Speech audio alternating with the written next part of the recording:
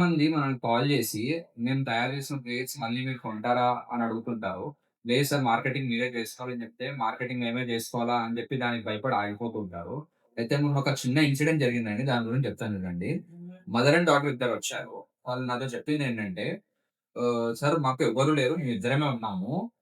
మా డాటర్‌కి డయాలిసిస్ అంటే kidney failure day by day dialysis చేసుకోవాల్సుంటుంది" అని చెప్పారు. అంటే బిజినెస్ చేయాలనుకుంది గూడా వాళ్ళ అమ్మాయే. ఎవరైతే కిడ్నీ ఇష్యూస్ ఉన్నాయో, ఆ అమ్మాయే చేయాలనుకుంది బిజినెస్. 35 ఇయర్స్ ఉంటాయి. పెద్ద ఏజ్ కూడా ఏం గాదు.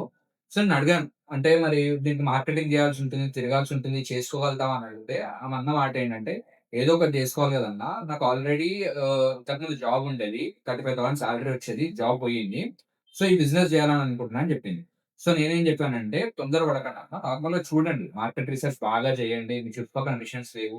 ఖచ్చితంగా చేస్తే మీకు మంచి మార్జిన్స్ ఉంటాయి అనుకుంటేనే చెయ్యండి. మీ రిసర్చ్ మీరు చేయండి. లీఫ్ ప్లేట్ లాంటి డిఫరెంట్ డిఫరెంట్ ఏవైతే ప్రొడక్ట్స్ ఉన్నాయో దాని మీద ఫోకస్ చేయండి. కొంచెం మార్జిన్ ఎక్కువుంటుంది" అని చెప్పాను. అంటే నాకది చూసి చాలా ఇన్‌స్పైర్ అయ్యాను నేను. అంటే ఇన్ని ఇష్యూస్ ఉన్నా గాని అసలు మార్కెటింగ్ చేయడానికి భయపడట్లేదు.